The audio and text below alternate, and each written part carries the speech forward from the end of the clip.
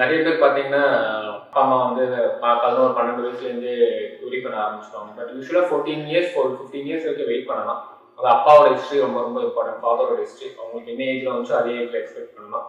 இப்போ இல்லை அவங்களுக்கு வந்து ஓவரால் மிக்சர் சேஞ்சஸும், ஃபார் எக்ஸாம்பிள் அவங்களுக்கு அந்த பீனிஸ் சைஸ், யூரின் போகிற இடத்துல அந்த சைஸும் கம்மியாக இருக்குது, யூரின் போகிற இடத்துல ஏர் க்ரோத் இல்லை, அண்ட் அவங்களுக்கு பிரெஸ்ட் ஃபார்மேஷன் இருக்குது, அண்ட் ஓவரால் வந்து ஒபிசிட்டி இருக்குது. ஸோ அந்த மாதிரி சில சேஞ்சஸ் அவங்களுக்கு அசோசியேட்டடாக இருந்துச்சுன்னா தென் ப்ராபப்ளி இயர்லியாக டாக்டர்கிட்ட போகிறது, அதாவது இயர்லி இன் த சென்ஸ் 13.5-14 இயர்ஸ்க்கு அப்புறம் டாக்டர்கிட்ட போயிட்டு எவாலுவேஷன் பண்ணுறது பெட்டர்.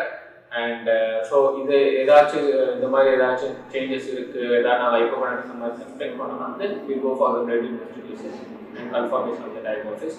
இல்லை வெரி ஷுவர் அவங்களுக்கு வந்து இயர்லி பியூட்டரி சேஞ்சஸ்லாம் வர மாதிரி இருக்குது அப்படின்னா யூஸ்வலாக நாங்கள் ஃபாலோ அப்பில் 6 months ஃபாலோ அப்பில் வச்சுட்டு மானிட்டர் பண்ணுவோம்.